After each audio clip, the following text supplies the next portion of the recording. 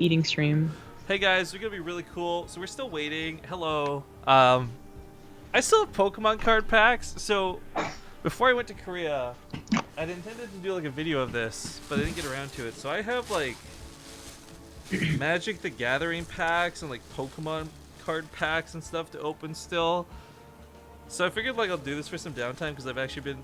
I'm not gonna lie, I've been pretty addicted to playing stupid Pokemon Sun. I played it a little bit. Like the intention was just to play it a little bit on the plane, but I've been like trying to name my Pokemon according to which Pokemon I think represents like other people. So I named like Zombie, my cat Pokemon, obviously.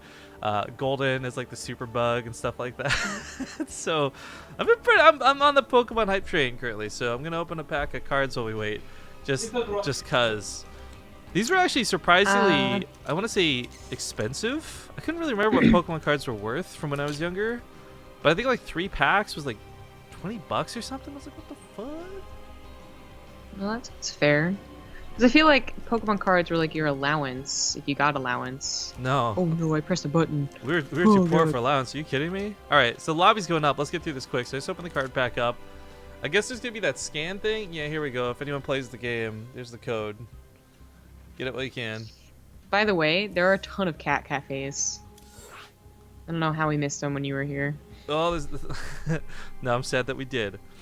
All right, lobby's going up. Let's see what I got here. I got a Reflect. Oh, I just actually caught one of these like last night before bed in Pokemon. An Oshawott, I believe. Yeah, he's a cool guy. But I want shinies is what it comes down to. I got a Ponyard, lame, because I got like the shiny version of what he evolves into, right? Last time we did this. Classical Ponyta. Broke it. What'd you break?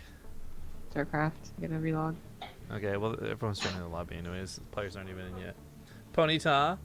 I got a Clink. Oh man, hang on. Clink. New card smells so good. What? No, it's not. Don't lie to me. Oh, that's the wrong one. Oh, is it shiny? Oh, I got a shiny. I got a shiny. What the fuck is a Jumpluff? The fuck? It won't let me back in now. It's a shiny Jumpluff, guys. Whatever the fuck a Jumpluff is. I'm guessing it's grass type. An Ampharos. Oh, this is kind of like a shiny card. It's not like all shiny, but it's only like shiny in the one part. It looks really cool. This is like an electric Pokemon. I actually have one of these. Ability, Shocking Light. Once during your turn before you attack, you may put 3 damage counters on your opponent's Pokemon. Oh, dick move. I got a Persian. Nobody cares about Persians. I got a Rapidash. I got Ponyta and Rapidash. Feeling pretty good, man. I got a Ninja Boy. What does this even do? Choose one of your basic Pokemon in play. Search your deck for a basic Pokemon and switch it with that Pokemon. Oh, whatever. Ninjas are stupid. And that's it. So cool. Pokemon card hype.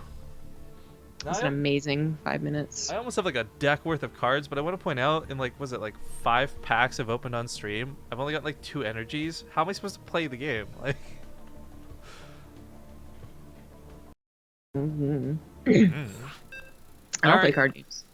Frozen Temple coming up, guys, with Drogo versus Elazer winners match. Let's hop into it. Brand new best of 3. Is that a PC cafe Zombie Grub's in? Yeah, internet cafe, PC bong, whatever you want to call them. That's where she is. She's still in Korea. PC bong. Uh-oh. Okay, we're good. We're good. We good. All right, ladies and gentlemen, we are in Group D for the International Top Dogs. This is the winners match. And spawning here in the upper left side of the map. It's going to be Swarm Host's Blue Cirque player, Elazer. In the bottom right, as the red Protoss, he is Drogo. No. Oh, man. Which one is you? I'm Rifkin. Hello. Hey. Hi, Rifkin. You're 6. Nice. Hereby dubbed as 6. 6 out of 10. I'll take it. 6 out of 10. Technically, you're passing in most schools. That was that your school's rating was like 60 to 100 was passing? 50% was passing, which I always thought was lame. 50%? Really?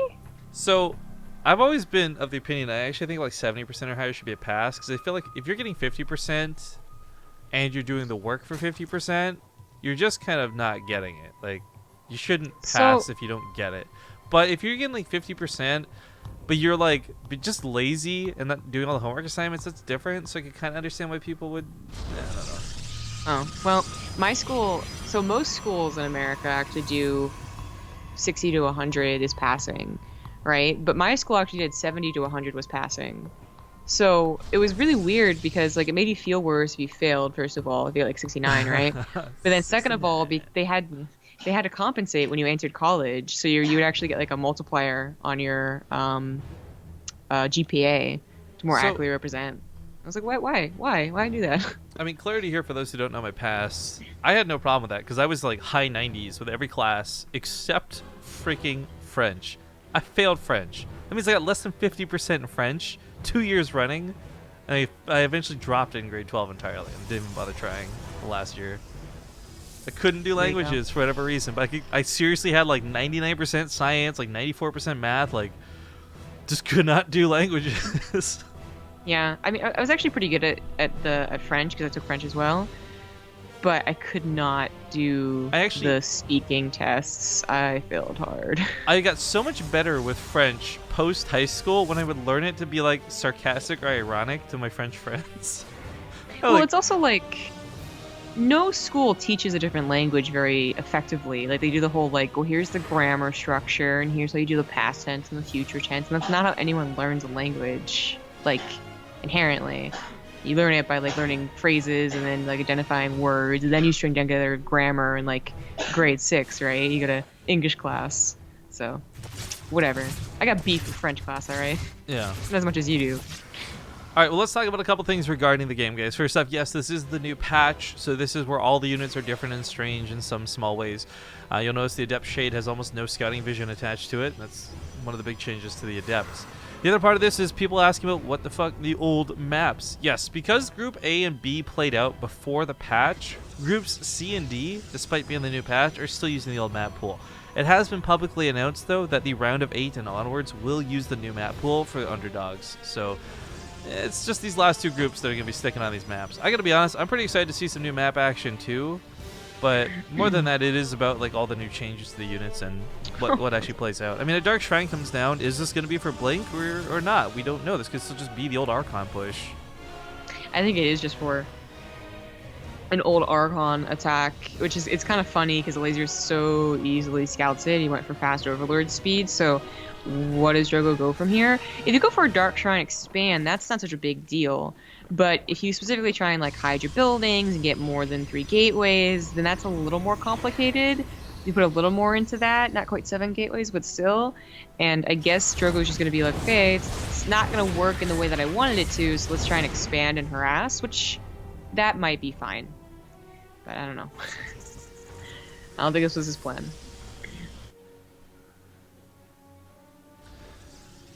Alright, well, we got the Overlord very hastily getting into the main with these lings, and unfortunately Drogo's not going to see it initially. Mothership Core is rushing back now for an overcharge. A couple probes are going to die. Or not, actually. Just runs straight past and goes for the natural base instead.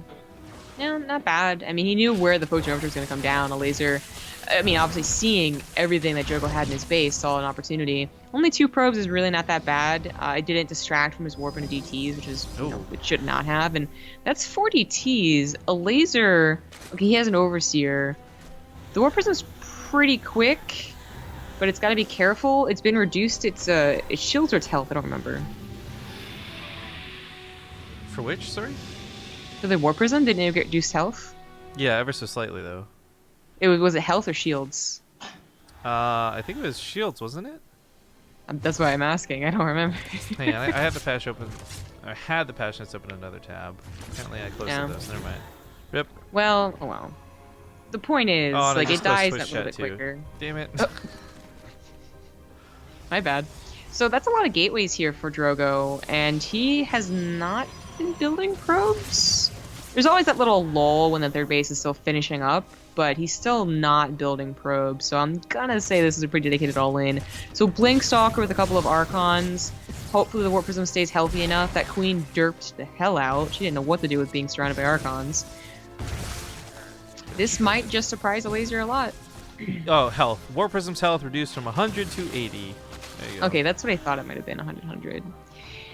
But Elazer, like, he's got these scouting overlords. He tried to go back in and think with a bunch of lings. It didn't really work out. I mean, he should have been able to see how many gateways there were and how few probes there were on the third base. But it's a question of, was he paying attention to what he saw? Because he was dealing with the Archons. Oh, the Archons managed to walk away. Both of them pretty damaged at this point. War Prism should be able to swoop in and clean them up. Other side, it's got a lot of stalkers at the top of the ramp. Link's done about 10, 13 seconds, so yeah, this won't be too bad at all. I'm pretty worried about that War Prism, though. I mean, it's Frozen Temple. Reinforcements in your home base aren't that bad, but it's still pretty instrumental, and it's already quite low. I think Elazer was too greedy, though. I mean, he's up to 68 drones, only just getting back into army production. Drogo might just win with this push. It's going to be pretty overwhelming, but the thing is, if Elazer does hold on to this is also pretty dedicated at a Drogo. I mean, that's... Oh, yeah. There's no tech behind this. It's all meant to be brute force, and if this doesn't brute force properly, then it's all over. So, Ravagers aiming for some corrosive biles aren't going to hit much. Drogo blinks away from those landing in. Nicely done. Good micro out of a Protoss player here. Archon's going to fall in the front line, so loses out on a lot of damage, but that being said, a lot of soccer still standing. Drones get pulled into the fight. Queen's starting to fall off on this. And it's not looking so hot for Elazer, especially with new Warpins here on the front lines. War Prism, they'll get shut down. Warpins denied, and now it's just Blink Stalkers. Yeah, without that extra Warpin, and it was already kind of like being cleaned up anyway with production, but especially without the Warpin, Drogo was just not going to be able to do very much. So he starts bro production back up. Of course, he has a third base, and drones were pulled, so Elazer goes back down to 51. But the fact that he was at 68 and held, I would still say that Drogo was technically like that all-in was a failure. That heavy aggression, whatever you want to call it. He's gonna try and come back with another War Prism. Like, he literally got one more probe, which is kind of funny. Like, maybe he changes his mind again. I'm not sure, but Perfect saturation. I guess, yeah. But I don't know how he's gonna actually push forward here. There's just not enough Blink Stalkers. They don't have that critical mass and, like, you know, snowball effects. That was a really nice pickup out of Elazer, though. After so many missed corrosive biles, to get the Warp Prism was really good. This is still awkward. I mean, the Mothership Core can always recall in a tight situation. Time Warp can actually be effective in these chokes, but not in the open, not the big spots. They're kind of hard to hit. Yeah. I think Drogo's kind of out of luck. I mean, if this was a case where Elazer cut drones at 50 and then lost 17...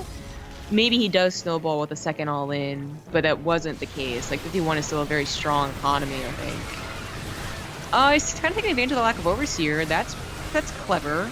You know, he noticed it, and it's doing a lot of damage. Elazer, please. Okay, he's getting 2 Overseers now. That's a lot of damage.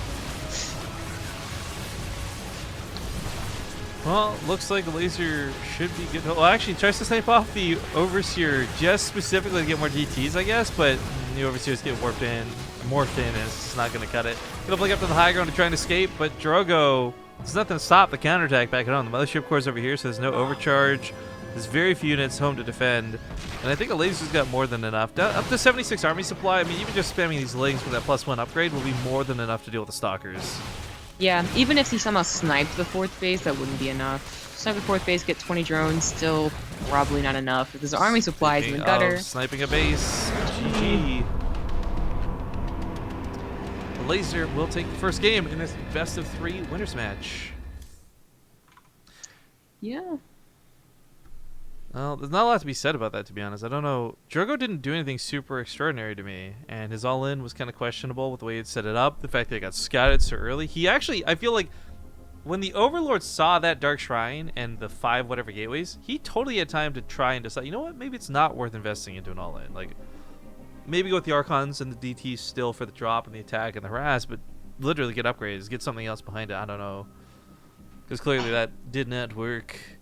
Yeah, I do wonder how much of this is just Drogo being like, I don't know, like, the really good builds in this meta, in this new patch, so I'm going to try an all-in, which worked okay as an idea versus the Terran earlier today, but not quite against the Zerg. Yeah. Well, it looks like we got the lobby going up pretty quick, so we're going to hold off on the ad break this time around, guys. As I said, we're only going to squeeze them in like where it's appropriate. Like, we're not going to just suddenly start forcing ads, even though we are going to get that like 50% bonus we talked about earlier. We still want to be responsible with our ads. So hopefully you guys can keep trusting us and consider disabling ad block and all that. But as we get into this lobby, it's going to be on King Sejong Station of all maps. Cool.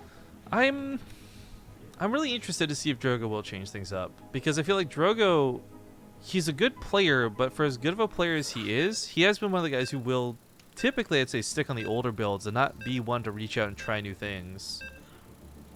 I agree. He also I think there's going to be a lot of frustration against Zerg. I mean, first of all, there's been a lot of frustration against Zerg before the patch. You know, the mass bailing thing was like killing a lot of people and making it look easy, right? And then apparently Hydras are really good. So I think the initial stigma is going to be against Zerg here, yet again in Legacy of the Void. Like, God, they got such good buffs and shit like that. Well, game number 2 kicks off, and spawning in the top left side of the map, he is the blue Zerg player, Elazer. The bottom right says the red Protoss, he is Drogo. Just remind everybody watching what these guys are playing for. It's not necessarily prize money today, but it is that top 8, that round of 8 slot for the international top dogs. I guess we'll say finals.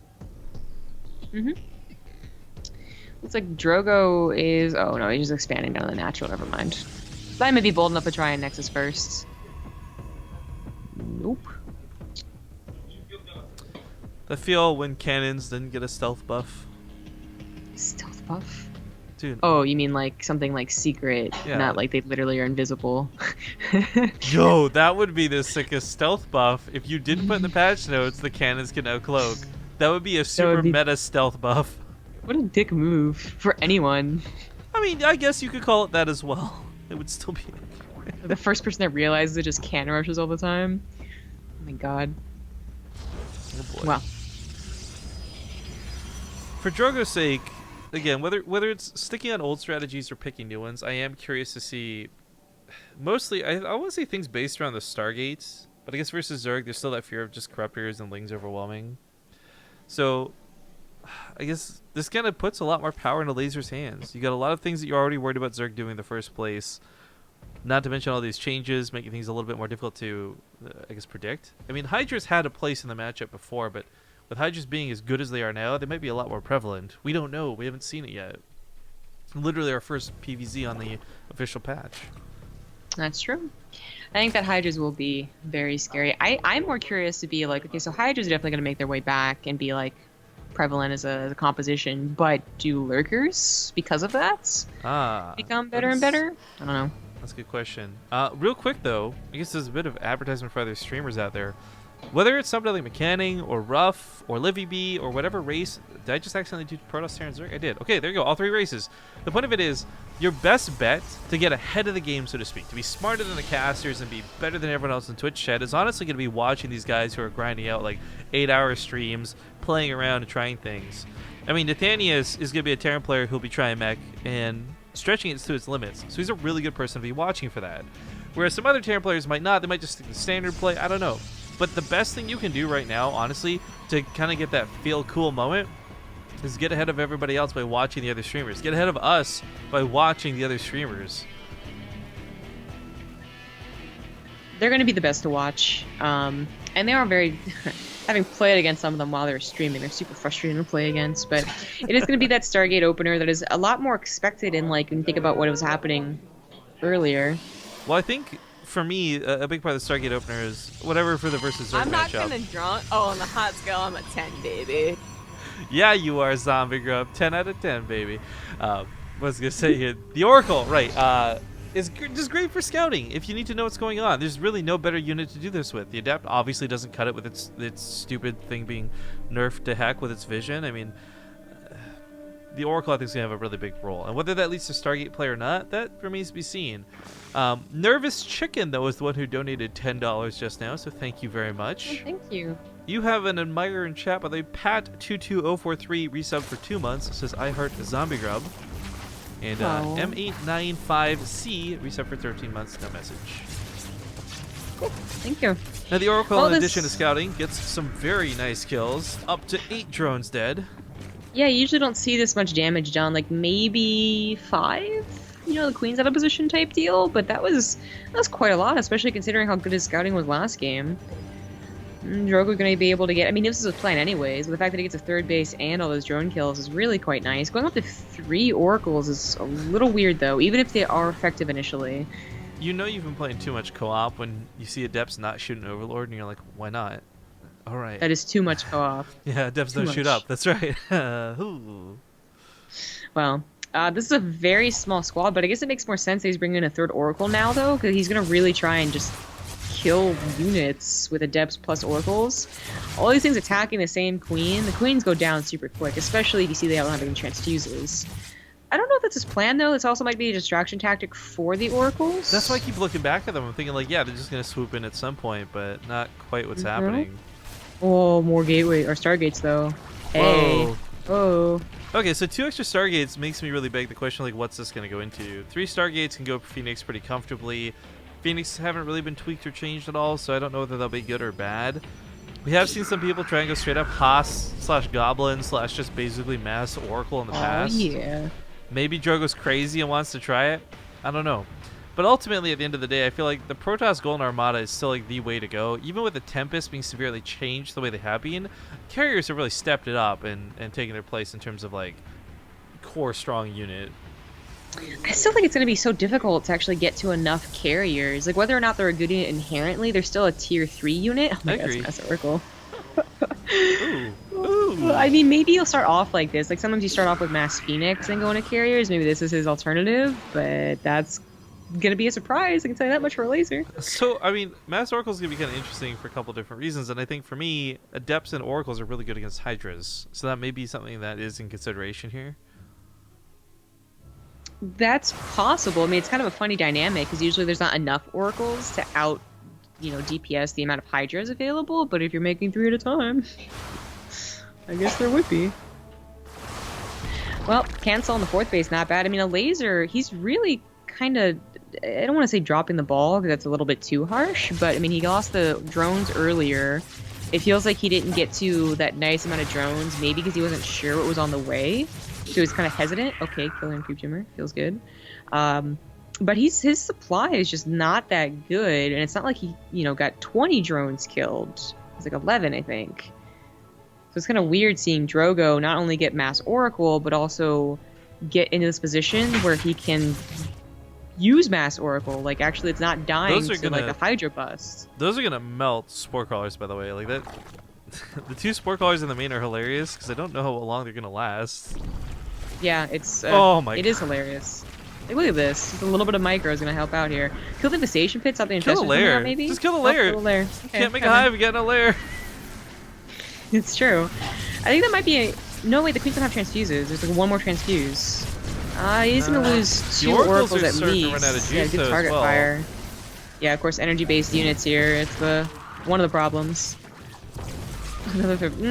Losing 3 Oracles I don't think is actually worth that. Almost 4. Okay, but I really expected him to kill that lair, to be honest. A little bit sad right? he didn't.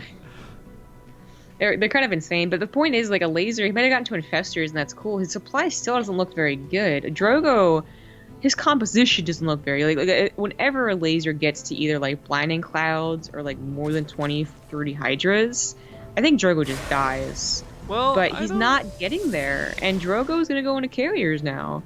Right, and more importantly, he's got cannons to back them up too. And in the past, watching some like the crazy Neeb Snoot games, whether it's a Home Story Cup or the Corsair Cup, you name it, a big part of that is the cannon defense. But the splits are good. Yeah, he's trying to avoid the fungal growth. A couple fungals go down, but the queens all die, so there's nothing left to shoot the units that are fungaled. Ay, ay, ay. This is bad. The Adepts actually can kill the hatchery too. This is silly. And like a lot of it is not the whole Oracle thing, although it is some of it. It is just like Elazer, I feel maybe just not having a clear idea of what this type of game was, and as such not having a clear direction himself.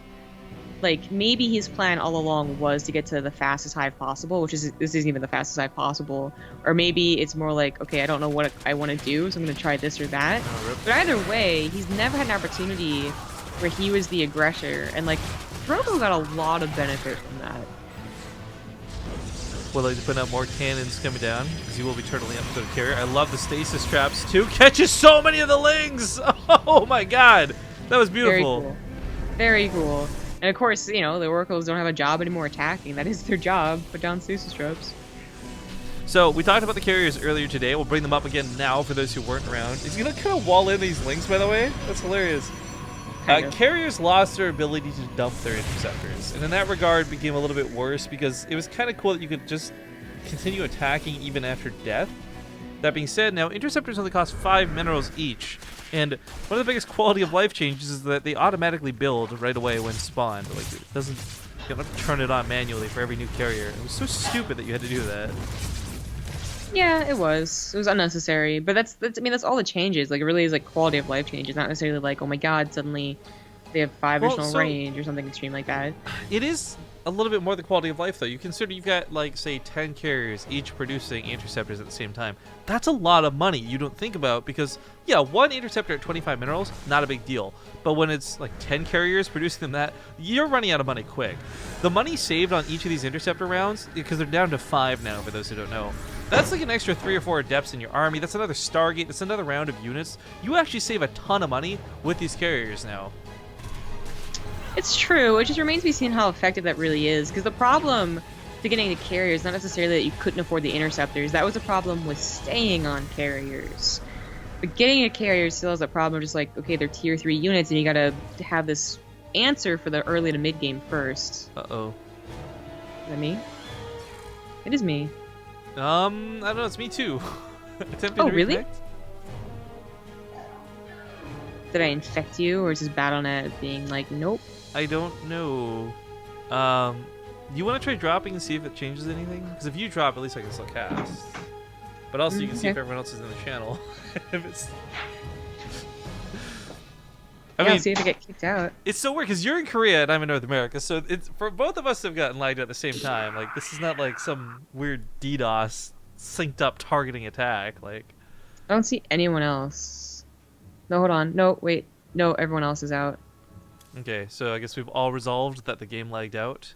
Luckily, it was at a pretty passive point in the game, so it'll be easy to recover the replay and put us right back to where we were. That's true. It's so weird. You say everybody else is out, like nobody else is out. What? Yeah, they are. There we go. I guess they just all relogged as they left, or... Wait, I don't see Drogo. I see him typing in the channel, but I don't see him in the channel. What? What's happening right now? I mean, I'm pretty sure I'm in the wrong channel, so I don't know. I don't have any answer for that. I'm trying to leave it, but my keyboard's stuck in Korean. Oh, there it is. I'm just going to presume that there are some bugs on the Battle.net right now, and that's what caused the crash. Oh my god, I've never actually changed my input in StarCraft before. I don't know how to change it back. I know how to change it on the computer itself. Does it still work if I type it like this? Nope, no, it doesn't. You're as confused as I am. Alright guys, technical difficulty break while we get things back up and running. We'll see you soon. Alright guys, we're back and still waiting for the game to get up and running. We're in the recover game for the replay. I'm pretty sure they're just going to take it right to the point of disconnect. As I was mentioning before, luckily when we disconnected, it was all at a point where nothing was really going on and everybody disconnected. Like, it wasn't just us. So, players, other casters, you name it. And the reason it's fortunate that nothing was going on is we don't have to worry about like rewinding the time by like 3 seconds exactly, because that's when the battle began and the APM was firing up or anything like that. It's just pretty passive and pretty nice. So sucks that we had to disconnect like that, but hey, I'm the last person here. Everyone actually went home. Yeah, it's Is it open 5:30. Is it open 24/7? Like, are you gonna get kicked out? No, it should be open 24/7. I think just like maybe 5 to 7 o'clock is like no one wants to be here. Hey man, enjoy it while you can. Yeah, I guess so. No loud people yelling and hollering. No one playing Overwatch. No matter what though, like it also feels awkward being the lone person. Is it like an hourly rate to be there, or what? How does It that is, work? yeah. It's like $1 an hour or something. Oh well, that's not bad at all. Actually, I could check, but I don't want to alt tab right now. Well, the recover screen taking a few moments. Man, I will tell you, the one thing I didn't like about Korea when I was there was like I felt it was really warm in my hotel room and all these places, right? And I don't like heat. Oh yeah. But coming home, I kind of forgot that's Canadian winter already. It's like literally So- like -1 in my room right now, and I have my windows open so the computer doesn't overheat. So I'm just sitting here kind of freezing my butt off. In between games, throwing on like 3 layers of covers, and then we go to our cameras, taking them all off real quick.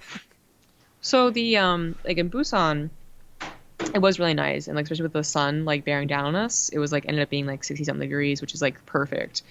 But in Seoul, it's been foggy, and it's like 30 degrees, which is below freezing by like 1 degree, but still below freezing. And the way that it works in my apartment is that the floors are heated, so it's actually super warm. But you open your window to let the super cold air in, and it's like it kind of like Oh, it's like a hot tub in winter. binds together. I guess kind of, yeah. Like it's supposed to equal each other out, I suppose. Oh, I bet that feels really great. All right, well, we're back where we were, and as said, nothing was really happening. All the damage had already been done, and the players were setting up to be what they wanted to do. I like all the stasis traps on the ground. Even if these only catch like 1 or 2 Hydras, that's still like 1 or 2 less units you'll have to deal with. The Ling Run By is going to get caught by this too, so not a problem stopping these from getting out of hand. Cannon's finishing up too, just in the nick of time, so this base will not need to be canceled. Carriers are going to respond, and this is just free pickings here for Drogo. Yeah. Yeah, I kind of forgot where we were, but okay, so I brought up earlier, before all this happened, that once Elazer does get to an army, that I think his army can still be better, especially like we don't have storms here. And that's kind of getting to this point. Like, Drogo had a lot more time than he should have to comfortably get up to a maxed Protoss air army, absolutely true. But Elazer's going to get to his own maxed army soon, and it's going to be a question of like, okay, how good are Hydras really? Well, Hydras, Queens, Infestors, Vipers, he has all the tools to have a decent anti-air setup, but it's going to be difficult to still take on those carriers, much less all of these stasis traps and cannons below them. I feel Drogo's actually done a great job turtling up for this. Yeah, that's actually a really good point. Like, the stasis traps and the cannons are that added elements to really stop the micro from being a problem. Oh, he catches 2 of the Infestors. 4 of the Infestors, excuse me. The Hydras have been buffed with is their micro ability, not so much like direct damage. So you get rid of that. But it's mostly on creep, right? Like they're still the same off creep as they were before. Well, that creep is pretty close. But they're not fighting on it now. Hydra's trying to pick away at the interceptors. They are going down, but keep in mind, these only cost about 5 minerals each. As the Hydra numbers lessen, the Oracles feel confident to go in. Parasitic bombs blanket the entire air army. The Fungal Growth's going to catch those carriers, and there's nothing left. They got to fall back and build those interceptors. Abduct's going to keep them in the fray. No cannons around here. No stasis traps to fall back to. Drogo loses out on a huge part of his army. Yeah, he does. And this is what I was concerned about, too. Like, I thought the stasis traps and the cannon combination might be able to make up for it. But Drogo did not go quick enough to High Templars, I think. And he had the gas for it, too, which was unfortunate. Well, he only just threw it on his Spy Council. Well, look at that. The Fungal Growth catches a lot of the interceptors, but I want to point out it didn't take too many interceptors to push this back. So, while that was a really great fight for various reasons, Drogo's backup isn't bad. I mean, a mothership core turns into a mothership of all things. 5 carriers at a time. Okay, sucks the Oracles are gone and cannons died, but an army of like pure carrier might not be too bad either.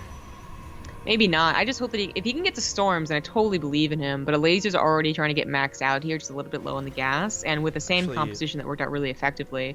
And also all the cannons and the stasis traps are gone from that left base, so it's a little more open area to try and push in again.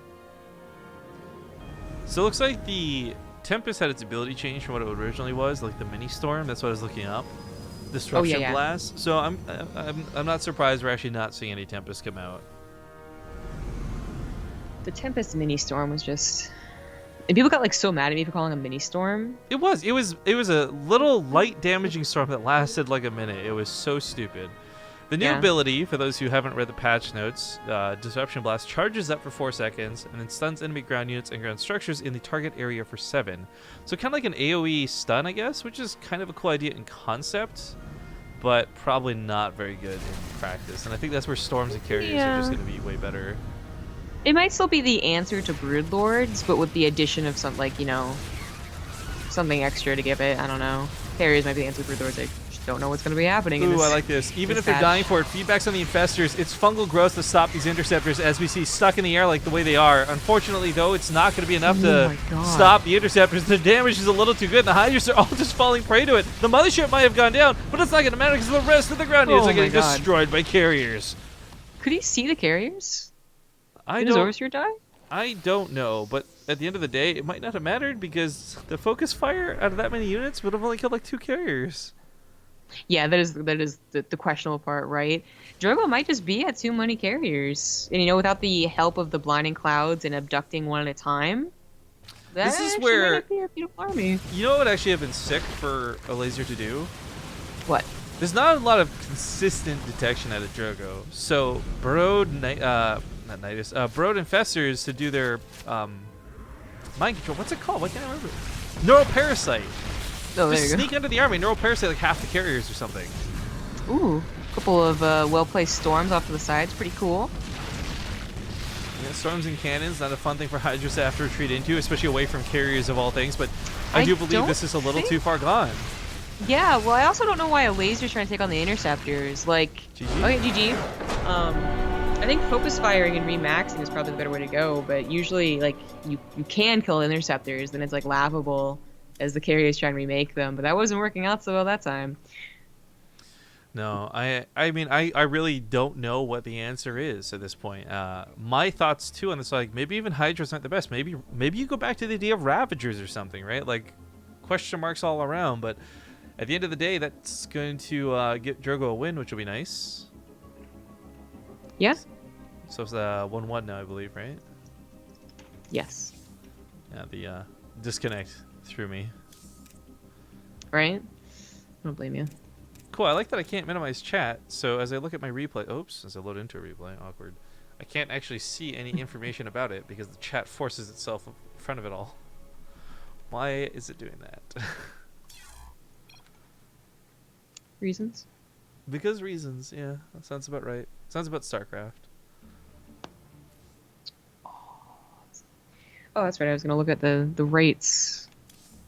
They give you like a... I guess we never took you to a PC bong. No, and I wanted to go. I was so sad. So, what's cool is like at some of like a lot of the PC bongs, you can actually order food to your table, quote unquote. If you order which food, is... I'm gonna kill you. There's still 2 best of 3s, and I'm starving. But also like they have like a menu basically that's like like you just can't get rid of, that goes on the computer, and you can not only like order food, but you can also look at your rates and open up other apps and stuff like that. That's cool. Yeah. So I knew we had, if Hydras had more range, we have only Queens had more range in chat. He was the first one, wasn't he? I didn't realize, like, I mean, I know he's there and I know the name, but it just occurred to me, like, oh, we had one of each. Like, I never associated them with one another. Looks like it's $1.50 per hour. Well, that's not bad. Yeah, well, actually, it's less than $1.50. If I'm just we converting I was gonna say, if we get like a single $10 donation on a stream, that covers costs, like right there. Right? Cool.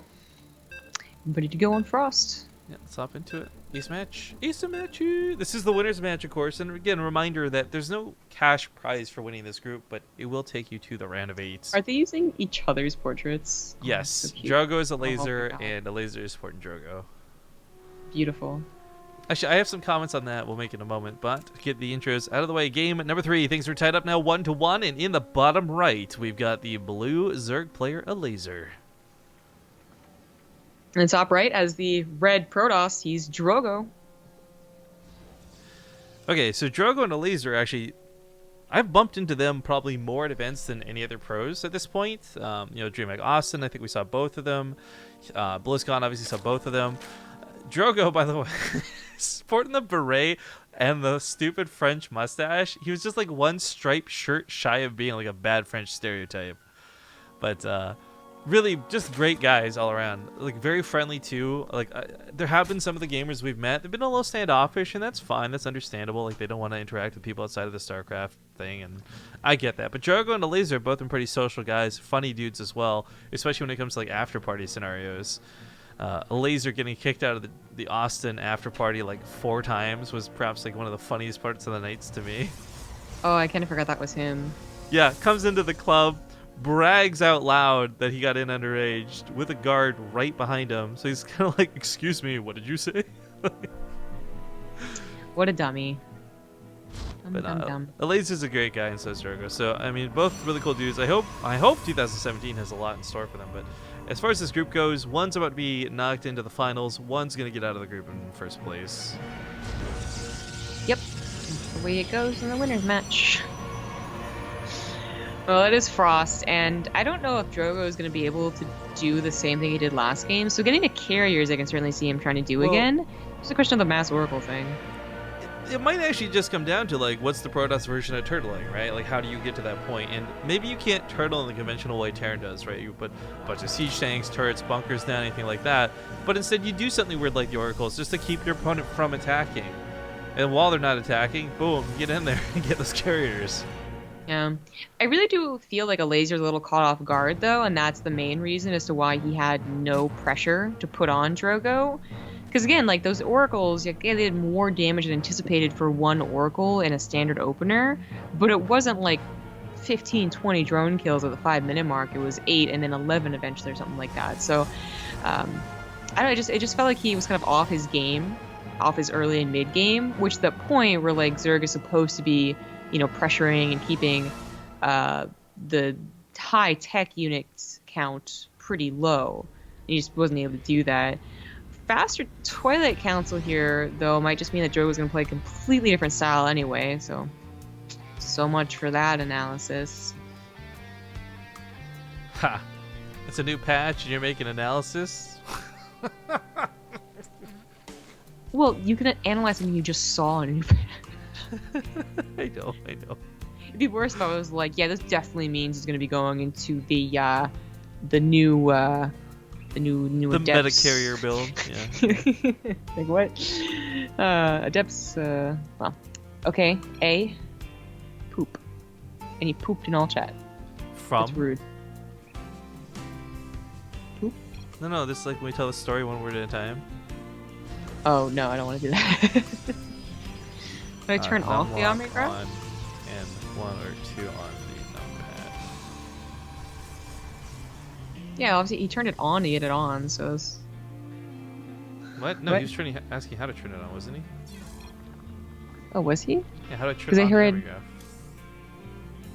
Oh, I read the OF as a mistype of a second F. Yeah, that could have been So- a mistype of on. Actually, Naruto brings up a good point, like why put on the number pad. And there's actually a very important reason for this, and that's because every other hotkey in the game would overlap with it and wreck it in terms of like whether it can trigger on or off. So like, let's say you don't have special keybinds, you don't have like E or F bound to anything else, right? You're not somebody who's like super try hard and shift observing and all this.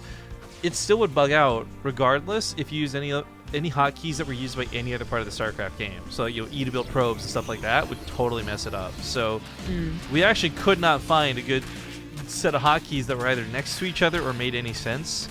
So that's why initially we went with the number pad 1, 2, 3 on BaseTradeTV, which led to the WCS graph mods, and they probably just haven't had a good fix since then. Yeah. Is there the question mark? Yeah. There's actually quite a few bugs in the development of the graphs, but I'm glad that WCS is implementing them. I think they're huge. We had this really funny conversation with Artosis and Tasteless about how, I guess at BlizzCon, they didn't really tell any of the casters that graphs were going to be a thing. So they're just kind of like, oh, that's there. That's a bit of a surprise. Yeah. They did start using it though, so it wasn't like they're just like, oh, let's forget about it. Yeah, no, I'm really glad they did. It's such a nice addition to the game. It's such a small detail, but anyways, DT is kind of going around the corners of the map, and right. not getting much done, sadly. No, not at all. I mean, the pilot already being found out. Laser had an idea what was coming. Actually, he knew it was coming. He's in an overlord to the main base. That's right. But this kind of looks like a game on Frozen Temple, except that instead of a Blink Stalker follow-up, we have an Immortal Stalker follow-up, which is, I don't know if that's actually more powerful. Like, Immortals are cool and all, but Blink is also a pretty good unit, so either way, if there's only one of those available, I think that we might just see a Laser hold again. So I forgot my hate to inform you, Blink is a pretty good upgrade, as it's not an actual physical Oh, unit. whatever, man. The It's Stalker like is what you 6 utilize. Oh my god. It's so loud. Riamar, thank you for being the top Korean donator again. I liked it better when it was broken. I really did. This is to unban me from any mod X wants me banned. What? If a mod wants him banned, it's a get out of jail free card. Why would a mod? Riamar's a mod. How would he get banned in the first place? I don't know. Maybe they have a ban any mod card. From who? I'm the only one who can issue that. Yeah, like someone like turns in their Partoos, right? I don't know. Thank you, Riamar, for the donation, though. Really, really greatly appreciated. Super duper awesome. Meanwhile, the attack commences, and Drogo really hasn't been able to be stopped. I mean, he's continued pushing in, warpins replacing units that bleed out. The Immortals are just kind of wrecking the roaches, and it's a bit more old school, but hey, it's working. Yeah, it's sentry based too, and this was a very good position for the sentries, as it always has been on Frost. So the base goes down, but Elazer still manages to save a good number of his drones and just transfers to the newly building 4th, which is almost done. So I think he's still okay to hold, but not in a great position. I mean, he might still not hold. His army count is not that great. Force field's still available too, and the Immortals aren't being touched, which is the worst part. Yeah, what's interesting, Elazer chooses to use the Corsair Battles to break the force fields instead of aim for the sentries. The Banelings roll right in now, and that kind of worked out for him. Yeah, it did. Well, once the force fields go down, any obviously sentry-based army is going to suddenly have trouble, but it's still an okay-sized army. I think that Elazer or Drogo is scared of Elazer like getting us around with Lings, which is totally viable, and I actually agree with him pulling back. I mean, killing a base, even off a 4th or 3rd on the way, I still don't think it puts Drogo in an amazing position. Obviously, winning the game would have been an amazing position. Really? But it is something, all right? You don't say something. So weird. It's so weird. Actually, you know, I know this is like a terrible thing to say here in the Ace match, but I'm actually hoping Drogo loses. And I say this only purely based on the fact that I want to see another PvT that's not so one-sided, perhaps, in the finals. Yeah. So this attack not working out for him. For me personally, I'm like, oh, okay, cool. We get to see a little bit more. Yeah, whatever. So Elazer has upgrades over Drogo, as well as just like, I mean, he has a lot of micro in these Ravagers. I don't think he can bust Drogo's 3rd, especially if there's any amount of force fields coming down, and there are quite a few. But I think with the 3rd base already down, like having been replaced so easily, and the 4th base on the way, we're going to see that old classic like mass Baneling Ravager versus Protoss that is trying to hold strong, but might not be able to. Well, one person down the left side is going to find nothing to stop it, so these Adepts should get some pretty good kills. If Elazer really doesn't respond, Drogo may even warp in some more. Not bad. Not bad at all there. It also, I mean, Elazer had already retreated, realizing that maybe he wasn't going to be able to push into the 3rd base. But Drogo is going to try and take advantage of that. Unfortunately, finds himself in a bit of a, concave position, so the force has got to come down. This is actually, the Banerine was super nice on top of those sentries. Was. I like that move a lot out of Elazer. Meanwhile, the bottom left side, though, completely guts the base. Big warpers came out of Drogo, so those Adepts are still going to go strong, and new ones go into the main base. As he falls back, double time warps come down to slow down that bridge, which is kind of cool to see, to be honest. Yeah, it's not a bad idea, because there are double of them, too. They were guaranteed to slow it down, and already it was questionable to continue advancing on Drogo as he retreated to a more safe location. So the question is, who won out better? Elazer won the army fight technically, but then lost so many drones back at home that did he win enough in the army fight? Yeah, I mean, it's questionable. If Drogo had done like a little bit more, if his base had actually died, then you start being like, yeah, it's a little bit more obvious who came out ahead. But you're right, Drogo's like barely recovering his army behind this. It's not double Immortals being pumped out. We see Baneling's gonna drop on top of the probes, running away from this. Gets a little bit scary, gets a little bit dicey. Loses only 5 though at the end of the day. Yeah, a little unfortunate because +2 is on the way and like 30 seconds left to go. Ah well. It's still a position that Elazer, now being able to choose the attack path and having killed the sentries, has a very good army. And Drogo is missing a lot of key units here. His key units are Immortals, which might get surrounded by the Lings. That's scary. He kind of does like his own kind of concave split type deal for the Banelings, but it's more about the Lings right now. They do get those surrounds. And as he falls back, the Immortals are exposed on that front line. A lot of barriers have already been burned. Everything on cooldown. Corsair Battle's going to land behind us, and Drogo's army is just falling apart. The Elazer, granted, doesn't have a lot of army behind this, but his is still going strong. Production will run those Lings across the map real quick, and the Immortals have all pretty much died. I didn't realize Queens had walked here, by the way. They're helping out too. What's up, ladies? Right? Because they're finally getting the transfuses in. I don't think Elazer realized they'd walked their way over. They were expecting to take him so long, but now the transfuses have got to that little last bit. It was a really close fight, but Drogo did start off about 30 army supply down. Yeah, goddamn, it's solid stuff. That's never gonna get old. I love hate you. The base dying for Drogo, I think, is devastating. like whether or not he could have held behind this, he's not going to be able to play the game out. He just won't have the money for it. So Yeah. It's so super close that you definitely don't blame Drogo for not tapping us, especially because we can see the numbers and it is really close. The army supply, you know, only being down 20 is something that usually the Protoss army can totally deal with.